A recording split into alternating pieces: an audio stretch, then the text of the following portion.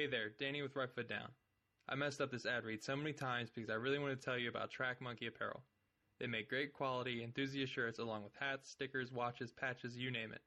A couple of my personal favorites are their Life is Better at the Track tee and their One Track Mind tee. You should really check them out and see for yourself. Their products are great for you or the gearhead in your life. Visit trackmonkeyapparel.com.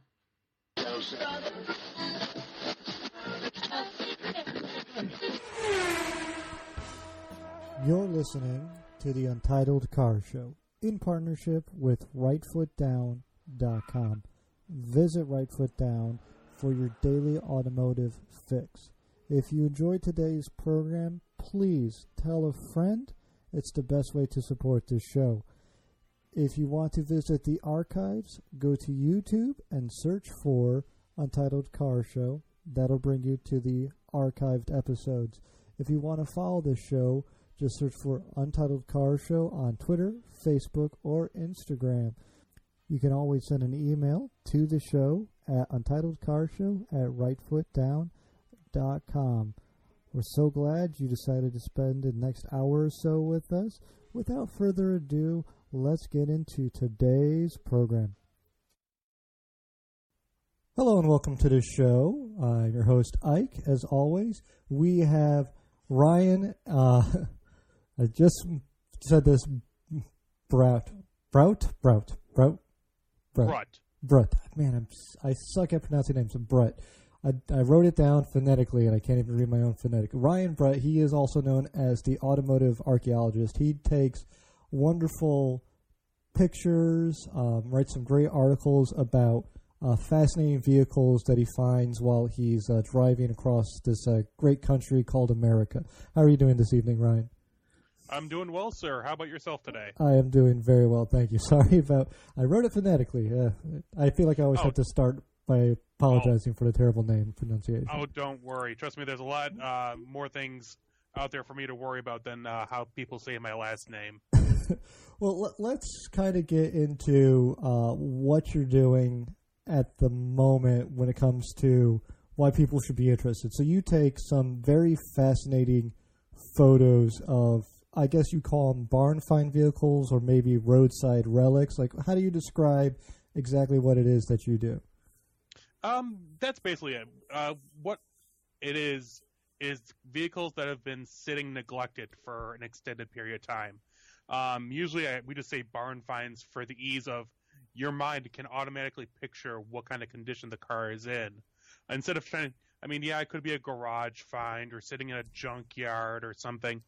But that's what I do is I travel around, mostly the Midwest, but I try to get out beyond that as often as I can.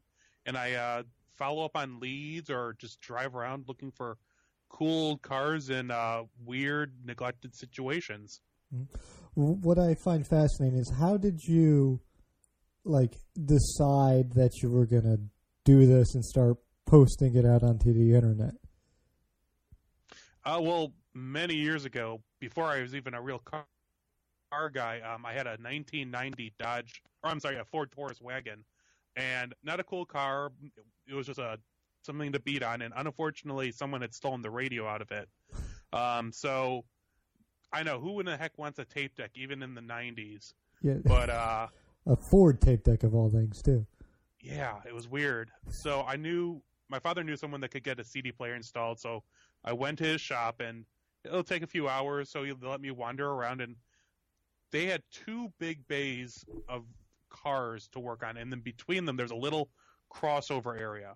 And in the middle of this crossover area was a black 71 Cuda covered in junk. Just completely buried. And I'm looking, and this thing was fully decked. I had gills on the fenders, cheese grater grill, the road lights. This thing was cool. And I walked around that thing for probably a good hour, just be like, man, this is so cool. And here's this thing just sitting here in a random shop in Chicago. If this cool car is here, what else is out there? I found this by accident. So that car, I can say, is what flipped the switch in my brain. And I started, talking to people about it. I started, I started driving around in my free time looking for old cars. I followed up on the leads, and I started a blog, and I started writing about it, and it all went downhill from there. Well, how did you stumbled across the first one. How did, like, the second one, the third one, like, how did it start snowballing into what it is today? Well, it really was just talking to people. Really, just the first ones were just driving around. I'm lucky enough, my family has a place in Wisconsin, and in our free time, I would just drive my Chevy Lumina at the time, just up and down farm fields, go to the little farms, and just look in the fields. I mean, I found GTOs, I found a Cobra Torino that way. And as things progressed and I started putting more and more stuff out on my blog, people started giving me feedback and letting me know, oh, hey, I know about a Hemi Cuda in a barn in Wisconsin. And then things really took off. I wasn't accidentally, but I was at a auction at college for a friend of mine, and it was an old 53 Hemi New Yorker. It was junk. It was complete junk, rotted out, and it was the last thing at the auction. And so all day I waited for this thing to come up to be bid on, and I talked to people, and one guy's like, oh yeah, there's a guy just down the road that has a field full of Chargers. And I'm like, of course, never heard of it. So after the auction, I didn't win. Drove over there, and there was a field full of Chargers. Talked to the owner. He's like, yeah, do you want to come see the Superbird that's in the barn? Of course, there's a Superbird in the barn. Walk over this barn, opens it up. There it is, an original. Now I know a white Superbird originally, but there's a blue Superbird sitting in the dirt, flat tires, snow tires even, and I put that up online, and that really took it off. After I posted that with all these Chargers and Super Bees, I mean, that really put me on the map, and it really started getting attention all around the internet. It's fascinating to me that these people have these things in their, like, barn, or they have them on their property, and, like, it's, tens of thousands of dollars in some cases for some of these old rare collectible cars, and the Superbird, I'm sure, even more than that. Do you find when you're talking to them, do they have, like, a knowledge of what it's worth, or is this something where, like, they're just, like, completely just car people, and, like, the thought that it's worth money just kind of escapes them? Oh, no, especially with these cars in the modern era, most people know that the car is rare. I mean, especially Superbirds and that kind of vehicle, they were rare even when new, so they knew to hang on to them. That's why how come so many survived into the modern era. But some of the more, like, I know of, like, a Hemi Cuda that's been in a garage since 1976. I mean, it literally has, like, 50,000 original miles, original exhaust, and the guy didn't care. He saw the stuff on the internet, knew it was rare, just let it sit. And there's the whole spectrum. Another one recently, I found probably one of the rarest 70 Chevelles in the country, in the world probably, SS 454 convertible, LS5, 4-speed with AC, power windows. I mean, amazing car, and it literally has been sitting in a front yard for 40 years, and a tree has fallen on it. But restored, it's I don't know, let's say $200,000 car, and the guy has no concept of it. None. It's ridiculous. It's mind-boggling to me that, like, because that's like, if they were doing it on purpose, where, like, it was an investment and they knew it, it would be like, oh, these people are, like, freaking geniuses. But it's kind of almost like, I'm sure, like, the kids are just sitting there, like, just wait for Pop to pass away so that way we can sell that thing. It's sitting under a tree, but it's probably worth at least $50,000, even, like, being crushed by a tree. Like, absolutely. Yeah. Unfortunately, right now you see that happening a lot, is these older gentlemen who are passing away or getting to that age, and their kids have no interest in these cars.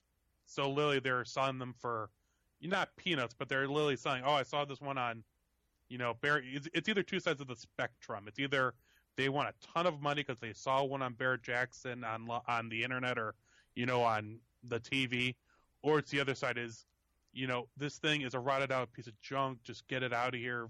Give me $1,000 or $2,000. And I've seen both ends. I haven't been partaking of the lower end, unfortunately, because that's very rare. But I have seen it happen. Well, let's kind of take a step back here, because I'm sure I've heard you on at least another podcast, and it seems like we could sit here and chit chat about all the particular cars you found. But what I kind of find fascinating is and something I always like to ask the guests is, like, how did you find yourself, like, getting interested in cars in the first place? Really, my father. It's not actually. My father had nothing really to do with it. It was really that 71 Cuda. That thing really just flipped the switch. It was such a cool car that was, in theory, accessible to a young kid, and it was undiscovered. People didn't know about it, and it's treasure. I knew it was worth money, and it's cool, and that just started it all, sadly, and here I am today. Well, so you were already driving, which is kind of similar to the way I kind of got interested in cars. So you were already driving when you kind of started falling in love with automobiles then. So Absolutely. Yeah, no, I was not a car guy at all. Even after that point, I mean, it took a long time for it to take hold. I didn't have any desire. I mean, my second car was a bare bones Chevy Lumina with, I kid you not, 2 gauges. It had a speedometer and a gas gauge. That's it. And looking back now, it's just like, wow. And driving that thing around the Midwest, there's a lot of distance, and you could use some gauges just for the entertainment value. Like, absolutely. My wagon, I mean, my Lumina didn't even have cup holders. Oh. I mean, it was 93 Lumina. What doesn't have cup holders by 93? It was crazy. I mean, it drove me up the wall, and then I finally upgraded to a Dodge Ram Charger, and that thing had every gauge. It was a police truck, so it had every gauge you could imagine, and everything worked. It was a definite step up. Yeah, the one thing I have to give Dodge and, Chrysler in general is they understand the American need for giant-ass cup holders. Like I agree. I agree wholeheartedly. Yeah, it's you wonder why. Like, a lot of people, because I grew up in Chicago, just outside rather, and I moved out here to the East Coast, around the time I turned 21, and the people here don't understand, like, the car guys are like, why do all these Mopars end up in the Midwest? These things are notorious for rusting. And what I kind of go back to is Mopar were the people who understood Midwesterners best because they gave you places to put shit to while you were eating and driving. Because that is like, you're going from Chicago to St. Louis. It's going to be a 4.5 hour trip. I got to eat an entire pizza along the way. Like, that's just how it operates out there. So. Oh, absolutely. Absolutely. I mean, everything. Like, I'm in Chicago right now. I'm actually in Skokie, just north. And, I mean, the closest big city I'd say is, let's say, Milwaukee. And that's an hour away. But like I said, Indianapolis, that's a 4-hour drive. St. Louis, that's 5 to 6. I mean, it's ridiculous. But that's what's great about the Dodges. They allow you to do that in style. Style and have some fucking cup holders, which Ford never quite got, I don't think. Yeah, my wagon had these weird push-in cup holders. They would disappear into the dash, and you could pull them out, and they always broke. And I had 2 Chevys. I have a Caprice, and I had my Lumina. Neither of them had cup holders. Yet my 1990 Dodge minivan, which I drive right now as a beater, has like 12 cup holders. Mm-hmm. I don't understand it, but it's wonderful. Yeah, I went from a Mercury Tracer was my first car, which had a cup holder, I want to say, like hidden in the dash, to the Saturn, which had the world's smallest cup holders, to a Dodge Challenger, one of the newer ones. And, like, you could take, like, an entire big gulp, like one of the ones, like, you get, like, with the slushy, and you could just, like, put that thing in the center console. Like, this is where my diabetes goes. But, oh, yeah. No, I have a 2009 Challenger also, and, I love the cup holders in that thing. That even the new ones that were redesigned in 15, there's even more cup holders. I know. I've noticed. Yeah. I had some issues with my Dodges. I hope you didn't have the same issues with yours, but well, you still have yours, so obviously. But it's my Challenger, just rolled over 160,000 miles on it. Wow, I've been impressed. So it's 09. So is that when it only was the SRT 8 and it only came in like 2 colors? No, this was the first year that you could get the full lineup of colors and the RT, the SE, or the SRT. Mm-hmm. And I have a B5 Blue RT Classic, which is the chrome rims, the 71 style side stripe, and then that nice bright blue. Mm-hmm. No, I know which one you're talking about. I owned 2 actually because I'm a crazy person, and the first one was a black RT, and the second one was the Blackberry Pearl RT. But both times there was one of that color with that setup at the dealerships, and I was like, it's so gorgeous looking, but it's just a little too, and no offense on this, it's a little too old man for me. Like, that is a car for the generation who knew these things back in the day, which I never did. So, did you have the same thing, though, when you drove that thing around when it first came out, where everyone had to stop and tell you their stories about, neighbors and relatives who had Dodge products back in the day? Oh, I still do. I mean, it's a great conversation piece, and that's one of the reasons I specifically went with this for my adventures, because I can show up at a guy's house and he can appreciate, he's a muscle car guy, and I drive tons of miles, but it's cool. It's, it's different than every other Challenger within reason. And still to this day, I get people talking, I was at Home Depot a little while back, and a guy stopped me as I was leaving to tell me how he liked my car and how he had one when he was younger, and so on and so on.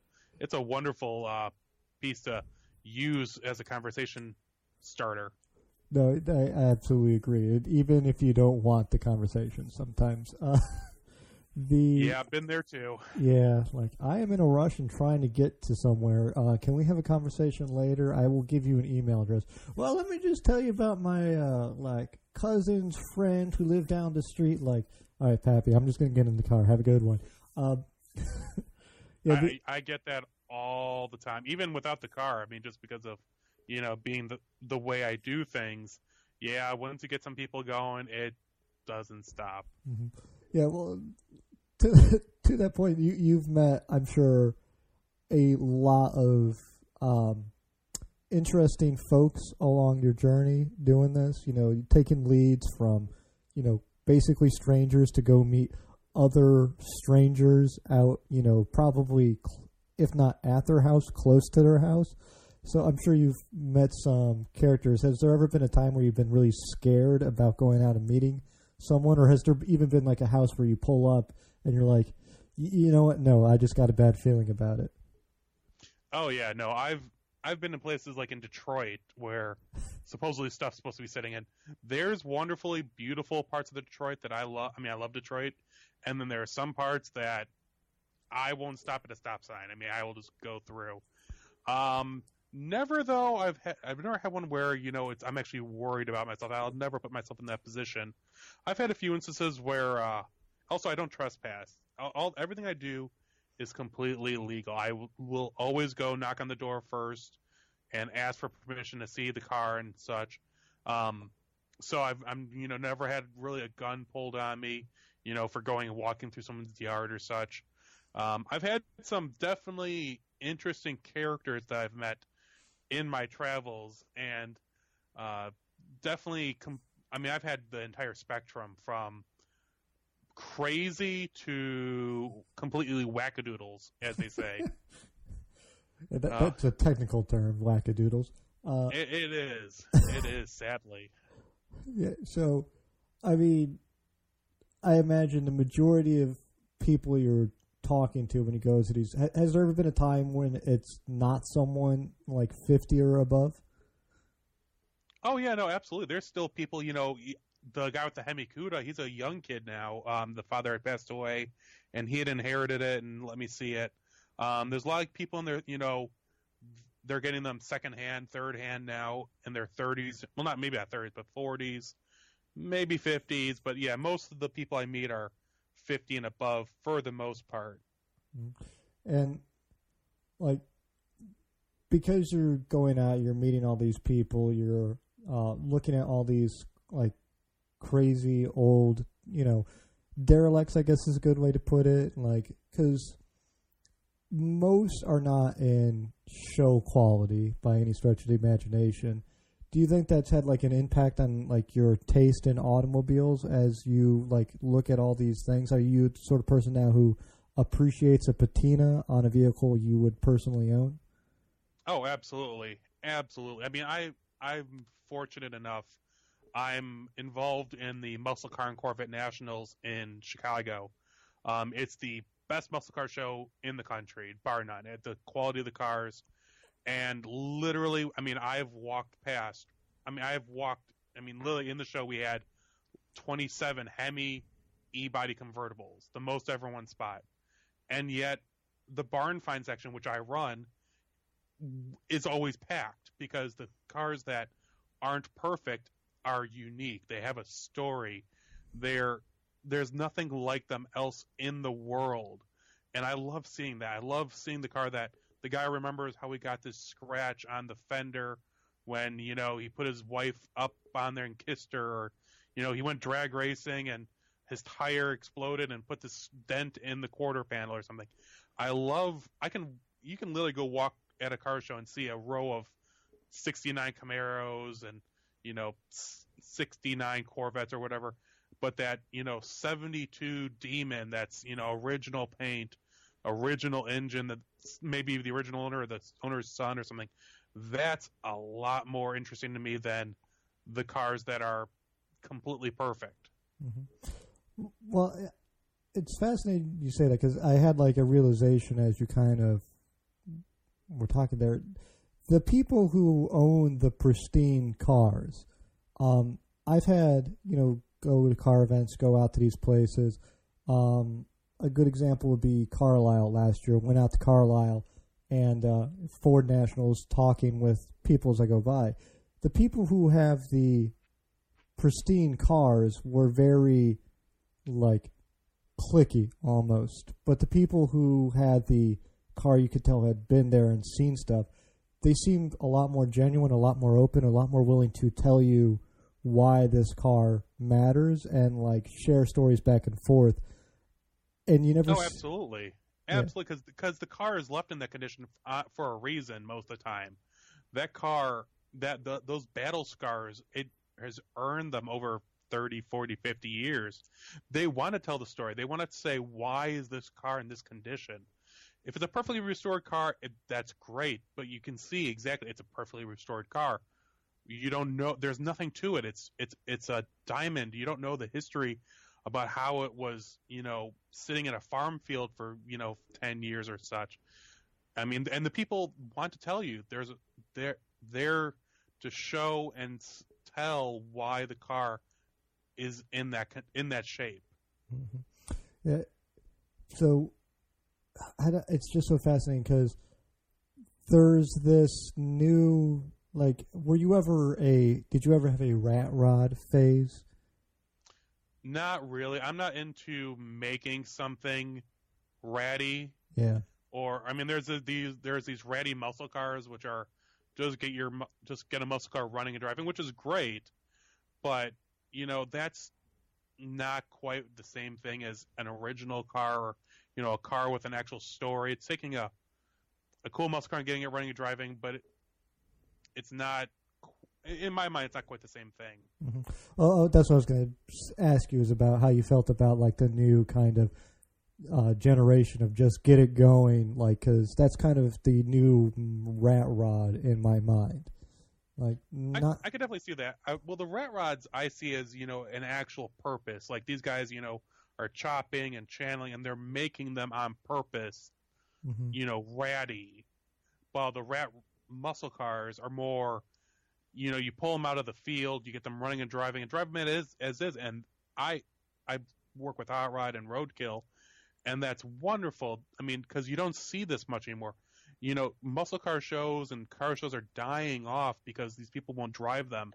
And it's great that these guys are doing whatever they need to get the car going and drive it and enjoy it.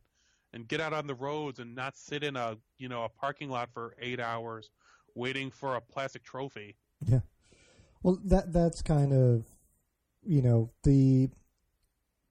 I enjoy it. I actually really enjoy that style personally because I do like there is it's almost like co-opting another story. Like there's a story to be told by that car, but it's been lost to the ages when it's just kind of a car that's been turned into a running and driving example of it.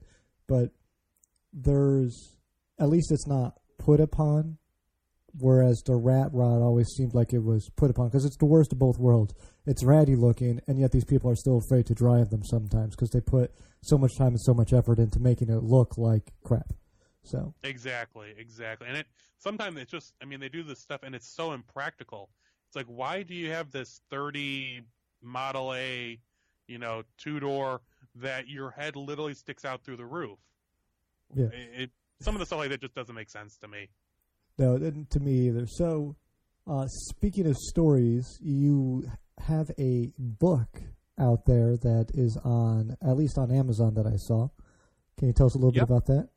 Yeah, the book, Amazing Barn Finds and Roadside Relics. It's available on Amazon. It's available through motorbooks.com. It's available on and like barnesandnobles.com. It's basically it's a few select stories from the past 10 years of me driving around finding old rusty junk.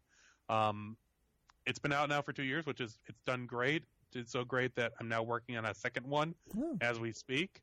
And it's really a nice, good, well put together book with a lot of really nice pictures and the stories behind them, at least in a little bit of detail.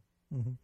It's you can go to Amazon. You can preview a lot of the pages if you're interested in, and the photography is great, and it's almost I've had a couple of other people on who had books kind of like very picture oriented, and this book is like the first one where I want to buy it and I almost want to frame each page because it looks that good. Like it's like that would make a good like wall art section. Not to say the words aren't that good, but I absolutely love the photography you do when you manage to capture the like essence of these vehicles as they sit, and strolling through the pages in the book just on the preview, which I will be getting.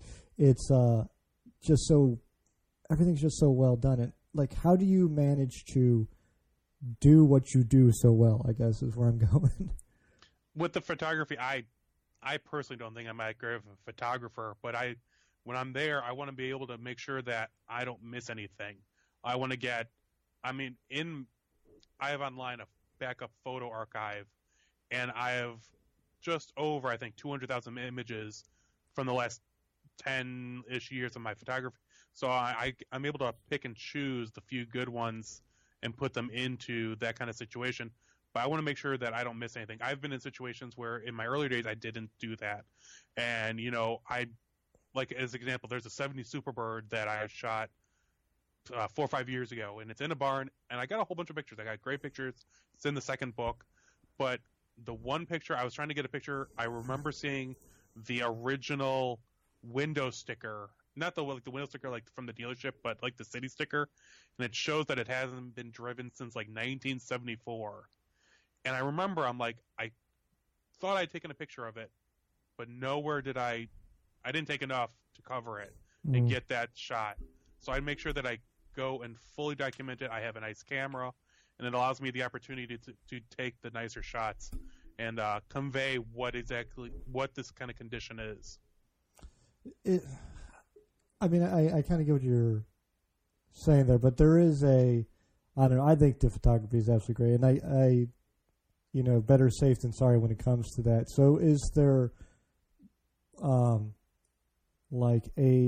you said you lost some images, kind of like your white whale images. Is there a car out there that's been like the one you've been trying to capture and take pictures of, or maybe something you just lost completely? Oh, I have in my mind. Well, I don't know. I have a list. I call it my barn find bucket list, and it's cars that I'd love to go and document in a barn or in a field, or just neglected. And like top of the list is like a Shelby Cobra, like an actual like AC Cobra, not like a Mustang Cobra. I've always wanted to document like a real 70 Hemi Superbird being neglected. I found 6-packs. I found Hemi cars that weren't as neglected. A Hemi Daytona maybe. Yanko. I've always wanted to find a real Yanko, like Nova or Camaro, sitting in a junkyard or a barn or something like that. And unfortunately, just those kind of things haven't popped up. But you never know. I mean, I know they are out there. I've seen pictures of stuff like that. So just going to take time. So out of all the cars you've photographed then and documented, is there a personal favorite that sticks out in your mind? My personal favorite probably be the 69 Daytona that's at a horse farm. It's actually butted right up against a horse pasture. And I've been fortunate enough to become friends with the family, and I've seen this car every year for the past almost decade, and it hasn't moved. It's a real 69 Daytona. It's been in Hot Rod. It's in the book, and it's my favorite because it's an original family. Unfortunately, the original owner just passed away 2 years ago. Now the daughter has it, but it's all original. I mean, it's low miles. It has a crazy story, and it's just everything you would want in a car, in a story. It's rare, it's desirable, it's unique, and every time I go see it, it always makes me giddy.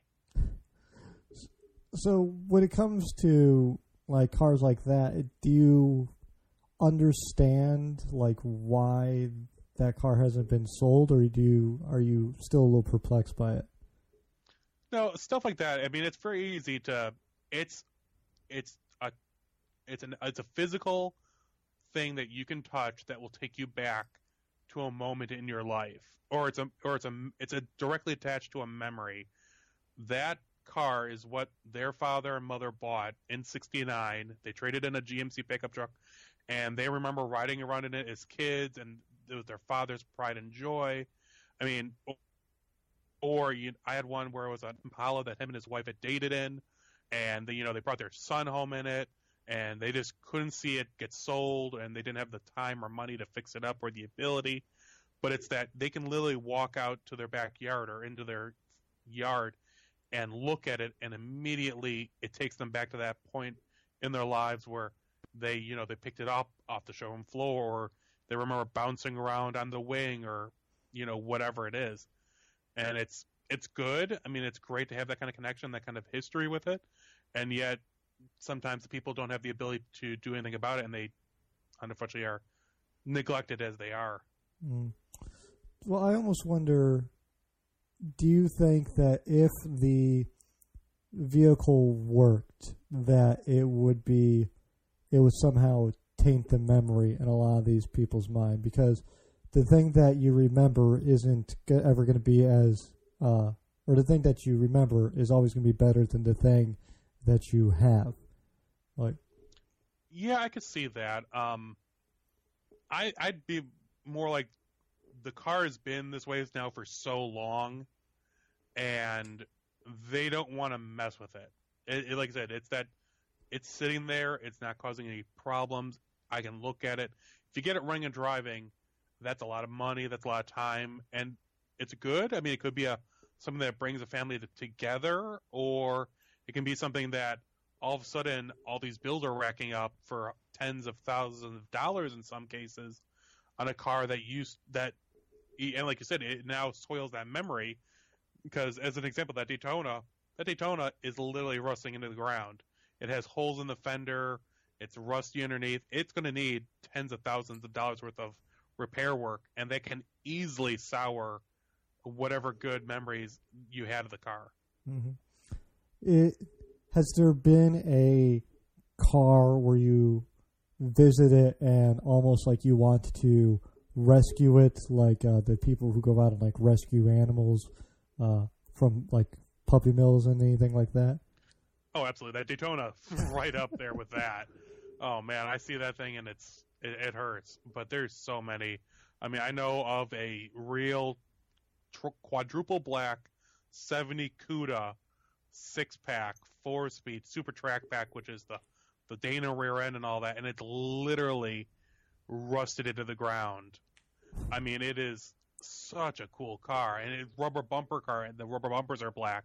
It's a black vinyl top. It's got the shaker. And when I was there, it was snowing. So there's this.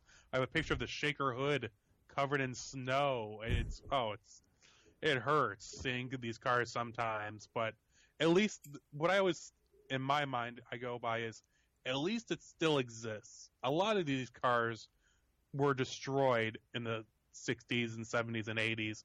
And even, the rustiest examples, I mean, you can buy whole new bodies from Mustangs and Tri-5 Chevys and all that.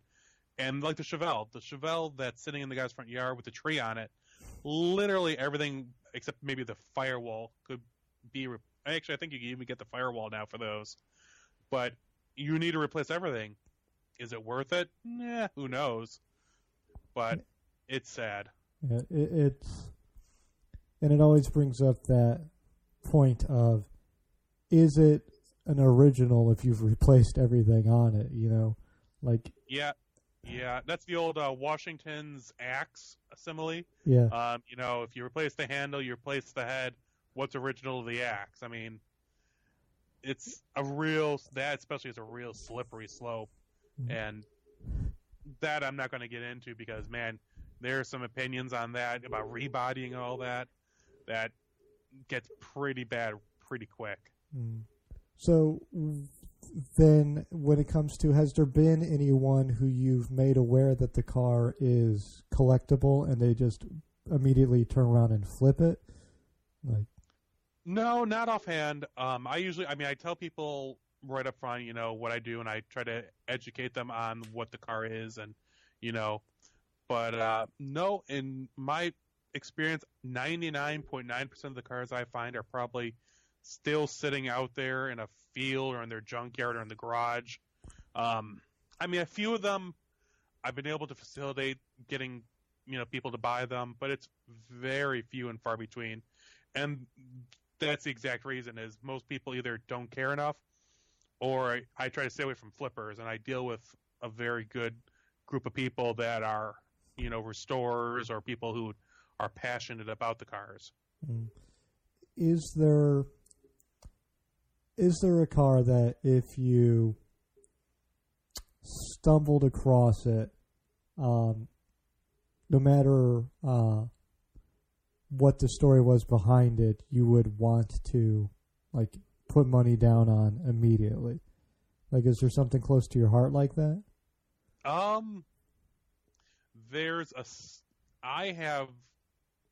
For cars, I'd love to have a 69 Charger or, a 70 Cuda. But for specific cars, I recently refound that first barn find. I actually have the grill out of it because they had to replace it. But I'd love to buy that car, to have my first barn find.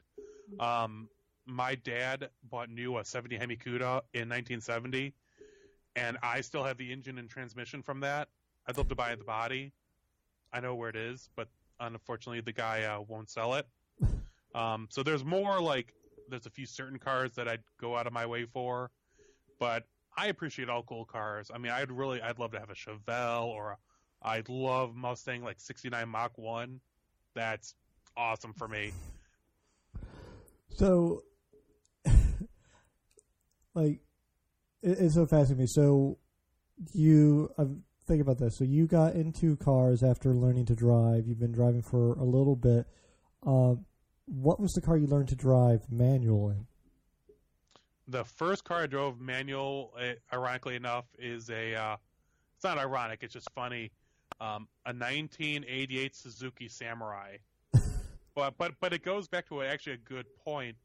I was just 16, I believe, maybe 17, and we drove past a 71 Roadrunner on the side of the road for sale for weeks. We drove past it going up to Wisconsin. One day I'm like, that's a cool car, let's go check it out. So we go over there, and it's a 71 Roadrunner. It's dark green. It says 3D3 on the hood. It's got pistol grip 4-speed on the floor. And my dad goes, nope, can't buy it. You don't know how to drive stick shift. And I'm like, but we have the Suzuki, and it's stick shift. I will learn how to drive. So for one whole weekend, I just was driving around this little Suzuki, learning how to drive stick shift. And the next week we went to go look at it again, and it was gone. Oh. The Roadrunner was gone. I was like, but ever since then, I love driving stick. Yeah. It's something that once you learn, you become a bit addicted to it for whatever reason. So, I'm just so fascinated by the process you use. So you started doing this. It kind of picked up. You had the big find. The Superbird kind of propelled you into more prominence. When it comes to a day in the life of you going out and looking for these cars, what is that like? Actually, it's really cool. I mean, I've really stepped up my game with that, and fortunately, a few years ago, I was able to discover this thing called Google Engine at the time, and now it's called Google My Maps, but it's a private map that you're able to pin locations onto. So every single lead I have, every note, every find, or anything I see on the internet for junkyards, I pin the stuff on the map. I mean, I have literally thousands of these pins on an interactive map that if I have a free day, I will literally go look on my map and be like, oh, I can hit up these 4 pins in the next 4 or 5 hours, hopefully. And I will literally just go drive out and hit up pins and follow up on leads and all that. And it allows me to hit up a lot of cool stuff in a really short period of time now.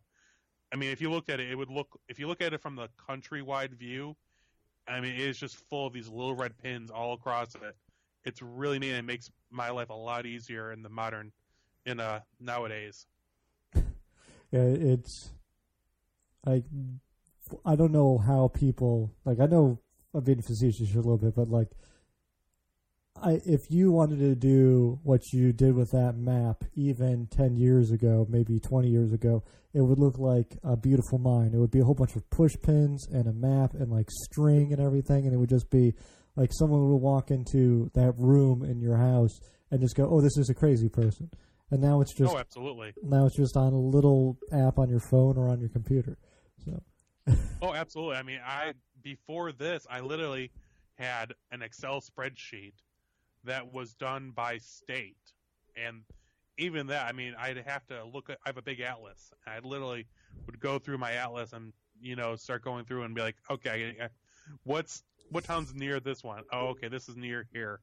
And it would take me to plan out a weekend or a day. It would take me a good few hours to plan a trip, where now I can do it literally in seconds by just looking online. Yeah. I mean, it's so great. So what's the most spots you've been able to hit up in a single day? Ooh, I never really thought about that. Usually when I'm going on a big, long-term trip, like I was going to North Carolina 2 years ago, and I don't care about driving. I mean, I will just drive into the night. I was able to hit up, I think, 7 or 8 different pins, and some were good. Some, I was able to find stuff and talk to people. Some were dead ends, and that does happen. I mean, some of these pins might be, I really got to start dating them, but some of them, are just too old, and, the cars are gone, or, they've been moved or such, but it is more often than not accurate to a pretty good degree. That, has there ever been a car you've showed up to look at and it's just turned into a pile of rust? Like, I'm talking about like completely unrecognizable. Like, that was a car, but you could never tell what kind of car it was. Oh yeah, in a junkyard up in Michigan, the guy said there was a '69 Z28 Camaro in it. Okay, so I'm literally walking around, and there was a row of cars in it. Just nothing, nothing special. It was, 80s, 90s cars. And I just happened to catch, the trunk lid of another car. And I'm like, oh, that looks like it has racing stripes. And they're literally rusted into the ground, crushed.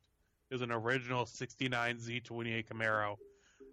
You could just make out where the emblems used to be because, it kind of had that patina where the emblem used to be. Oh, it was so sad to see. That Chevelle, I didn't know about that one really, but, I'd heard it was a 70 Chevelle SS convertible, and I got there, and it is one of the rustiest, rotted cars it's probably been sitting for 40 years. I think the owner told me it was sitting since like 1974, and it's and that's one that blows my mind recently. It's such a rare and desirable car, and it's literally there's nothing left. I don't even think there's anything to build upon because it's a convertible, so the top rotted away, kids shot out the windows, and there's nothing to it anymore. I mean, the engine's there. I saw the air conditioning still there, the cowl induction hood's still there, but man, the body it's barely being held together as a Chevelle. Wow. And all it is a vent plate and a motor. Oh yeah, it's a 4-speed, so it even has the 12-bolt. So it's like I don't know how to present it. It's literally just a pile of rust with SS badges and a VIN number. It's so depressing. Mm-hmm. When you see that, are you able to contain how dumbfounded you are when you get to experience stuff like that, or does sometimes it slip out like, why did you let this happen? Oh, I don't question why. I asked them why, what's the story behind the car, but I'm like, do you understand, this car is possibly one of one, or, like the Hemi Cuda, it's one of, 100 and something built. Do you understand how rare this car is and how sad it is to see it sitting neglected like this? And they're always like, yeah, and they're always, they're sad that it's been sitting like that, but, in their world, it's always been there and always will be. And it's so depressing sometimes. Has there ever been a hoarder, like you knock on someone's door and like trash falls out from the top of the door as they open it up to greet you? There have been a few situations like that. Recently I went to one where he had probably every bag of cat food. The bag, not like the cat has eaten the food, but literally he had every bag of cat food stacked up flat in this like deck area. And I kid you not, an entire deck, probably 12 foot by 40 foot. I couldn't see beyond the bags. They were that many. Newspapers, there's some guys, especially like bachelors in their 70s and 80s, and that's where it gets bad. It got bad years ago, but you're right. Like the cumulative effect of like 20 years of crazy. Like you said, it's I forget the technical term, but they're wackadoodle, Mm-hmm. Yeah. Exactly. Yeah. But hey, you know what? They're happy. They're healthy. I don't judge people. They can live their life however they like. It's sad, and I can feel bad for them, but, I'm not one to judge. I have my own. Everyone has their little things, and so, It is what it is. Mm-hmm. Now, are you on your beater mobile? The hoarder thing made me think of this. On your beater mobile, are you the sort of person, because you do a lot of long road trips, are you the sort of person who keeps it absolutely pristine, or are you the sort of person who just kind of lets trash accumulate? On the road, I try to keep it clean because I don't like smells and I don't like things sticky or anything like that. Like, I'll throw out my cups, but like I'm doing Hot Rod Power Tour here shortly. If I'm too busy or forget or something's in the way, I'll throw it in the back seat and I'll clean it out when I get to a point. If I have actually some time to actually sit down and rest and there's a garbage nearby, I will clean it. But sometimes it does get a little sad in my cars. But I try to keep it clean. Mm-hmm. Well, we all try. Yeah, I'm just glad. I feel like we're very simpatico on this. I could tell. So, absolutely. No, as long as you try. I know people that I had one friend where she had makeup explode, and it exploded onto her windshield, and for a year it was on there. Drove me nuts. I think that may have pushed me over the edge to be a clean freak, but I'd take a razor to take it off her windshield after it caked on. Oh God, yeah, that's pretty bad. Yep. Well, I want to close out here. We're getting close to time. I call these the Inside the Actor Studio questions because this is the automotive podcast of record, of course. So disclaimer here, because we are car people, these answers could change day by day. So this is as we sit today together over the Skype. So I, just kind of off the cuff what it is today. So first question is the question everyone hates, but I have to ask, what is your favorite car? My favorite car... Actually, I will say Mercedes SLS AMG Black. Man, that car just oozes awesome for me. I'd love to have one. I mean, the gull-wing doors, the huge engine. New Demon, right there with it, though. Yeah, the Demon is... Again, there's something about the Demon where I'm just like, if it had 1,000 horsepower, yes. 47 or whatever it is just not enough for me. Well, it has 840. Oh, that's right, 840, yeah.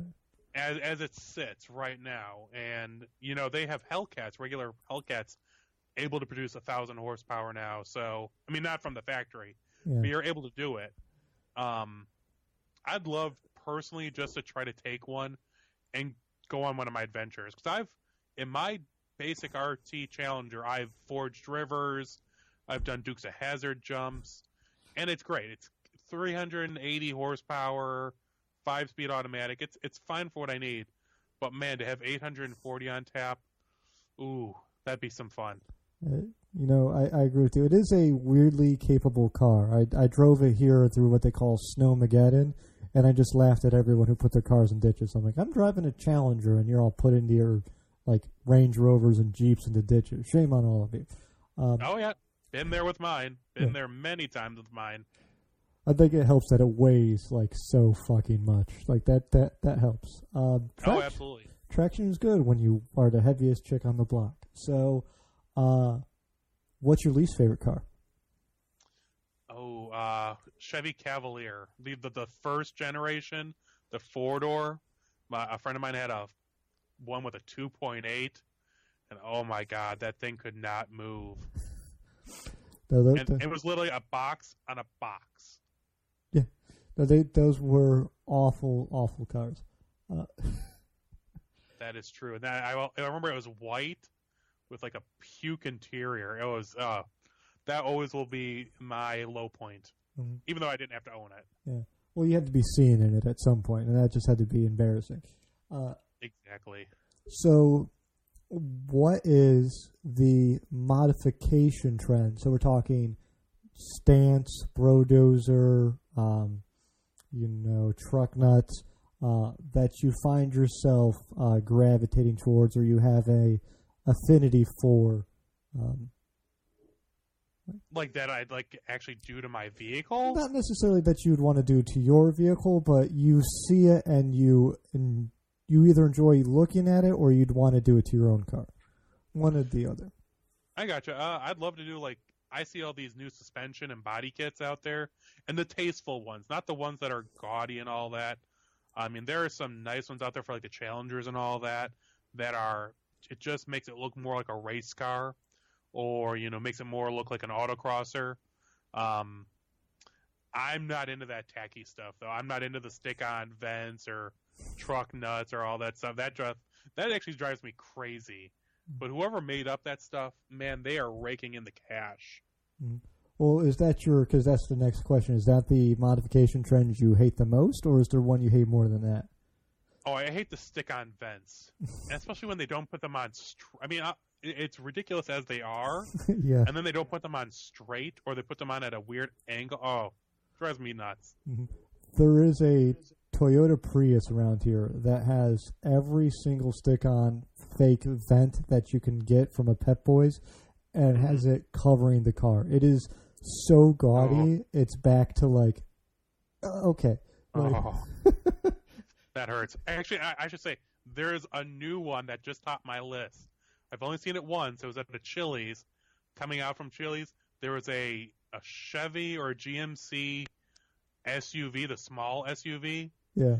And it had Hellcat badges all over it. It had SRT. It had giant Hellcat stickers on it. It had the guy even put like SRT stickers like on his rims and all that. And I'm like, I actually took pictures of it. And I put it on my Instagram feed, going, I don't usually do this, but this is so terrible. I didn't even look at the front because I couldn't. I think I was going to throw up. I do think some car enthusiasts should be deputized, and we should be given a rolled up newspaper. And what we should be allowed to do is we should be able to go up and go like, "Here's my badge," and just whack them on the nose and go, "No, stop it, no, bad." I'll take that one step further with a cattle prod with a taser at the end, and like, "No, what were you thinking?" Yeah, you learn your lesson, like exactly. So, what is the car you hate to be stuck behind at a red light? Toyota Camry or Corolla. I don't know what it is about those drivers. I'm sure there's some good ones, but whenever I'm stuck behind a slow driver, or it's a Cadillac, in 90s STS or something like that, just, I don't know what it is. I know, like, I go to my grandmother's house when she was alive, and every single time there's 2-lane road, I'd be stuck behind a Corolla. And it was a running joke. I actually started taking pictures of them and sending them to my friends, going, "Yep, another Corolla. Yep, another Camry." Drove me up the wall. Still haunts my dreams. Oh, I agree with you 100%. And then they get pissy with you when you get to a passing zone and can get around them. Which exactly. Never made then any sense. I drop it down a gear and make sure that my presence is known. You're just getting away from an uncomfortable situation. That's all you would do. An impediment to traffic. I am trying to get away from the impediment. Yep. What automotive sound or noise do you love? The sound of, like, good horsepower. You can make, 600 horsepower with a 4-cylinder, but it sounds like a can opener. But, a Mopar big block, like the General, you hear from the General Lee or the General Mayhem when it had the 440, it just sounds like muscle. I mean, it's the epitome of muscle cars. And there's a few cars. I mean, big block Chevelles, Cudas, Challengers, Mustangs, just that big block, good rumble. Not the over obnoxious where you shake the windows, but just a good sounding V8. I gotcha. No, I agree. I do have to say I like the ability to set off car alarms with cars. That's nice. But that's true. And most of the cars that have that kind of, like the General Mayhem and a few others that I know, like if you drop it down a gear and you get on it, you can still do that. Mm-hmm. But like cruising or driving, it's not that bad. Yeah. Well, I'm curious. Have you modified the exhaust on your Challenger? No. With my Challenger, I still have the lifetime powertrain warranty. So if I do anything beyond like a cold air intake, it voids the warranty. So I'm going to drive this thing into the ground, and then they owe me a brand new engine and transmission. Yeah, keep that. That's a good car to have a warranty on. But that's another hour-long episode. So what automotive sound or noise do you hate? Oh, fart pipes. Oh, my goodness. Especially around here where I'm at, there used to be 4 different tuner shops, and my street used to be a dead-end street. So they would blast down here or blast back up it at all hours of the night, and it's such a terrible sound. It actually hurts my ear. It's screeching. Mm-hmm. Why do you want your car to screech? That doesn't make any sense to me. No, I agree. I would take a train like next to my house over a fart can next to my house. Oh yeah, and I'm a train nut, so I agree wholeheartedly to that. I love trains though. I used to live in college, I used to live next to a major train line, and I could sleep through anything. What college? I graduated from Northern Illinois University. Okay. I was there for the shooting a few years ago, and if you remember that our same town, I was on Good Morning America twice in a year. Once for the shooting, and then our monster truck at the local Napa kind of went out of control and ran some people over. So both great things. No, that's awful. Yeah. The reason I asked is I lived in Normal, Illinois, near Illinois State and Wesleyan, and I live right next to railroad tracks. So I was like, that would have been a weird coincidence. Okay. Yeah. So lots of good finds down there by Normal. Yeah, no, there's a lot of crazy Mopar people down there. I didn't really know, because again, not a car nut until a little later in life. I didn't know what Mopar even was until I got down there, and I got an edumacation, as they would say down there. So, in this, I'm sure. Oh yeah, no, like, and if you did, and there's the Mitsubishi plant too, which used to build a whole bunch of Mopars too. So I'm sure that helps out even more, because I even put two and two together, because there was the old Diamond Star motor plant was an old Chrysler plant right. before that. So that's and Mitsubishi's that plant's closed now. Yeah, it's sad. I found out I like Mitsubishi's after they closed the plant, which is very sad. Yeah. Mitsubishi did have some good cars. Yeah. But then they had some not so great cars. Yeah, but they have a charm and a charisma you just don't get in a lot of other cars. So that's true. It's just like a Volvo or a Saab. I mean, they each have their little, things that make them special. Mm-hmm. Yeah. Again, I go off on a tangent there and be gone for an hour. So we'll go on to the next question of what profession in the automotive industry would you most want to attempt? Head editor at Hot Rod Magazine. That's my goal. So you want to take out Freiberger? Is that how that works now? Or is there someone else you got to take out? Well, Freiberger is now above them. That Freiberger is now more like involved with, he's the head of content creation for all of the Hot Rod Network. The guy who's directly the actual editor at Hot Rod is Evan Perkins. And yeah, I'd love to be able to take that spot eventually. That would be, yeah, I could see you doing very well there. So, flip side of that coin, what automotive profession do you think you would least want to do, or do you think you'd be the worst at?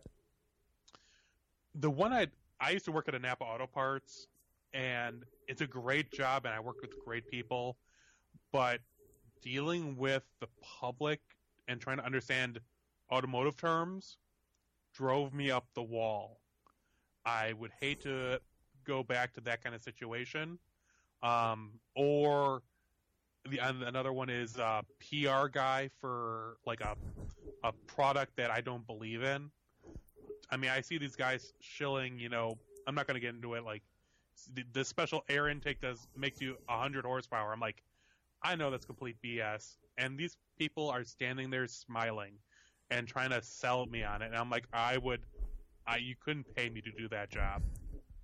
That would be selling that sort of stuff, I think, would just like burn a hole in your soul. So you would feel yourself die a little bit every day. I'm like, oh no, that is. I draw the line there. So, what is your automotive pet peeve? Pet peeve, going to a car show and seeing these guys that do nothing but they put the weepy babies on the fender and then they sit behind their car for hours on end. And they're like, you try to talk to them and they're like I said, they're off in their own little world. Their car, don't touch it, don't get near it. Or even beyond that is the people that don't even bring their cars out anymore. I know this one guy, he has a Superbird, a really beautiful Superbird here by my house, and he won't drive it beyond 5 miles from his house in case of a breakdown. He will take it to one car show and one car show only. I'm like, that's what AAA's for. Why not bring it out? Yeah. It drives me crazy that all these cool cars are in barns, not in garages, good running cars, but they won't drive them in case of rain or in case something might happen. That drives me crazy. That's what insurance and AAA is for, people. Yeah, I agree. I agree. Oh yeah, that's nutty. So, here's a question for you, and this one I enjoy messing with people a little bit on this one. So, you are going to be given a car that you have to live with for the rest of your life. This can be your new daily driver. And you're not allowed to modify it or do anything to it beyond the modification I give to you. So the first car is you get a Mercedes SLS AMG Black, but it has been covered in all the plastic stick-on like vents and all the chrome pieces from a Pep Boys with all sorts of fake badges. So you have an SLS AMG Black that's pretending to be a SRT8 like Demon, and it's got Shelby GT badges just covering the thing. Or a Chevy Cavalier, but with a very tasteful body kit. No, I would still drive the SLS AMG. I mean, I'd be a poser, but I'd be able to go 200 miles per hour and get away from everyone very quickly. And then my doors would open up like a gull, and everyone would be like, "Ooh, that's still cool." I'm just picturing you're going to drive super fast so no one can see you in the vehicle, and all the stupid plastic chrome. You're just going to try and get all of it to come off. I know that's what you're secretly thinking.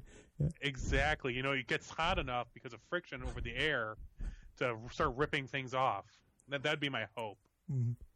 So that's a good one. So you made that one a little bit more easy than most people make it. So, even though they did have that first gen Cavalier, the Z24, but that was a 2-door, and it's terrible, but not as terrible. But then again, like I said, if it was a 4-door with the body kit, no, I'd have to set it on fire. Yeah, just flamethrower, just out of existence. Molotov cocktail through the windshield, absolutely. That's a good one. Yeah, that way you don't even have to be close. I don't know. I think you would kind of enjoy more of the hands-on feel of being able to just torch it. Yeah. That's true. It would resolve some satisfaction there. Mm-hmm. So, this is the final question for the evening. I think it's the most important question. I always save this one for the last. Really, I think it's the most important question on any automotive show in pretty much the history of time. Maybe the most important question, period, ever asked of a person. What is the hardest food to eat while driving? Chicken Parmesan. That's a new one. Yeah. The whole thing, because you got spaghetti, you got chicken, you got sauces. I mean, you need a knife for the chicken, you need a spoon, and a fork and maybe a spoon for the spaghetti. I mean, trying to eat that while driving, not fun. Not fun. So, this is typically when this turns into stupid shit Ike's done in cars, right?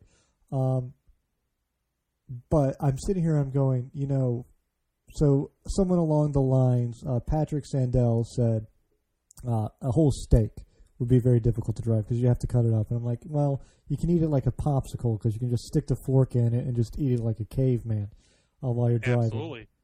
I've done that. Bravo, sir. You are the first person I know Seriously, of. Yeah. Texas Roadhouse in Wisconsin, I got a call that I had to get somewhere real quick. They literally plopped the plate down on my table. I ate the potato like a hot dog. I cut it in half, ate it like a hot dog. Threw the steak. I'm like, give me a metal fork. I'm taking it with me. I ate it like a freaking, like you said, a popsicle or something like that. Man, we are kindred spirits when it comes to being just stupid shit in cars, apparently. Yeah, but the chicken Parmesan, because they never give it to you in small bite-sized chicken pieces either. You need a knife. And the spaghetti adds an extra layer of mess and complexity to it. So exactly. You could in theory, like I said, eat the chicken like the steak, to stick a fork in it and eat it. Mm-hmm. But there's cheese usually on it, and there's the seasonings and all that. So it starts going everywhere very quickly, and it I've done it. It does not end well. My Ram Charger still had the stain on the carpet from where it ended very badly. Wait. You've done chicken Parmesan in a car? Yeah. My 1993 Ram Charger, driving out back to NIU. I hadn't eaten dinner, so I had one of these to-go plates where it's like a plate, but it had extra high sides. So I thought I'd be okay. I had a little toolbox as my center console, so I'd try cutting a piece with my fork and eat, and it didn't end well. I'm impressed because typically I'm the one who's eating stupid shit in cars, and this is the first time I've been outdone, and you managed to do it with what I have to say I think is the most correct answer in terms of, because it's messy, it's encumbering, it's probably the most dangerous food to eat while driving, and you need utensils for it. So this is the new leader in the clubhouse. So I need to get this whiteboard. Yeah, no, I'm color me impressed, sir. So well, thank you. You know, like I said, I do a lot of driving. Like I said, I'm always driving around the country looking for this stuff. So it gives me a lot of opportunities to do stupid shit. Mm-hmm. So since I know that this is the end here, but I got to keep you a little bit just to talk a little bit about Chicago specific food. Have you done a Portillo's Italian beef sandwich dipped while driving? I have, but the good thing on that is they give it to you in a plastic bag that's long, so you're able to eat it in increments. That is true. Yep. I have discovered that is actually, like, if you let it sit for like 5 minutes, like while it's still warm, but it's like all kind of congealed, it's actually fairly easy to eat while driving. So. That's true. Another one, Chicago-style stuffed pizza, like from a Gino's East or a Nancy's Pizza. Yeah. Now, if you eat it when, you know, even a few minutes after it's done, it's just too mushy. You can't eat it. But if you let it sit for like 10, 15 minutes, let it congeal a little bit, then you can go ahead and eat it, and it's not a mess. Mm-hmm. I've done it both ways, unfortunately, and I can give you an idea. One didn't end so well, but the other one did. Mm-hmm. But I've done that before, actually, in the Challenger, because I was commuting back from Chicago back to Maryland, and I had a pizza, and somewhere around Ohio, I was like, oh, I forgot I had a pizza, pulled it out, and yeah, I know this might be gross, but it was like the perfect thickness, like it had just... Consistency? Yeah, it was still slightly warm, because thank God heated seats, but I was able to chow down on the thing. I'm like, oh, this is the perfect food to eat while driving. Yep. Chicago hot dog, with the pickle, very hard, I think. Yeah, but that's all self-contained within the bun. And me personally, I'm a hot dog and ketchup kind of guy, which is, I know, blasphemy here in Chicago. Okay, I'm cutting off this interview, and we're done here. I thought we were kindred spirits, and then now that... I used to work not far from Gene and Jude's. Oh, and I fucking love Gene and Jude's. Yes. Oh, I hate Gene and Jude's. Oh. I've had it 4 times, and nothing ever ended well with Gene and Jude's. Because you're probably asking for ketchup. Well, you know, they only refresh the water when the river floods into it, so... I actually have a picture of my boss in his canoe in the parking lot of Gene and Jude's, with the water above the grill. Yeah. No, I know. I went there shortly after, because that was early-ish 2000s, I want to say. Maybe it was better back then, but same thing. You go to Russell's Barbecue over on North Avenue. You know, people rant and rave it's so great. Not so much. Not so much. I'm a super dog guy though. That's where I go. So I like Gene and Jude's simply because I like the fries and the hot dog and the experience and all that. And maybe this is just because I went there a lot with my dad as a kid. So maybe that's what got with that. It was rated one of the best hot dog joints in America though. So I'm gonna point that out. Yeah, I'd like to see the backing and who paid for that kind of endorsement. Yeah. So, but no, it's Chicago, so it was a mob boss. Obviously, that's how that works. So. Oh, absolutely right. Well, you know that there was a mob takedown just a few blocks from there a few years ago. No, I was unaware. Yeah, there's some Polish private club thing that got busted a few years ago. It was crazy. Yeah, that sounds about right for Chicago. So, Yeah. Never a dull moment, let me tell you. No, definitely not. So, again, we could talk about this all night. I figure, but I don't want to keep you up too late. I know it's getting late there, and it's sure getting late here. So, where can people go and find your photos, your articles? Like, where should they go to learn more about you? Well, I'm on Facebook as the Auto Archaeologist, the Auto Archaeologist. I'm also on Instagram as the Auto Archaeologist. I tend to post at least 1 or 2 pictures a day there. Also, you can always read. I'm in every month Hot Rod Magazine. There's an entire section on there called Barn Finds on the website. A lot of my content. I'm on the cover of this month's Muscle Car Review. But you can also email me, or you can contact me through any of the social media channels. Yeah. Is that your second cover or your first cover? It's a lot more than that. Fifth, sixth. Well, I saw some. Are you in the picture though? Oh no. There's only been. I'm not a very good looking individual, so I try not to be in my own pictures. I've only been on one cover, and I'm pretty sure the sales of that will make sure that I will never be on another. This is a fine looking cover. It's in the orange convertible Cuda with the girls on it. Yeah, I mean the girls kind of draw the eye, but you know. Yeah. Did you notice how they're on the completely other side of the car, literally leaning out of it? My friends are like, "Did they just Photoshop the girls in?" I'm like, "No." Yeah, who farted? Like that guy. That's what it looks like. Exactly. Unfortunately, that's why my modeling career was short and to the point. Oh well. Everyone go out and buy copies of that magazine so we can get more pictures of him on the cover of things. So it's been a pleasure to have you. I'm going to screw this up again. Ryan Brutt. Yep, Brutt. I have it phonetic, and I still managed to screw it up. It's been an absolute pleasure talking with you this evening. I'm going to say goodbye to you off air. Everyone who's listening will be right back after a short message. And now I got to figure out how to turn off. And all right, everyone, thanks so much for listening. Make sure to tell a friend. It's how we grow here. Follow me on Twitter, Facebook, or Instagram.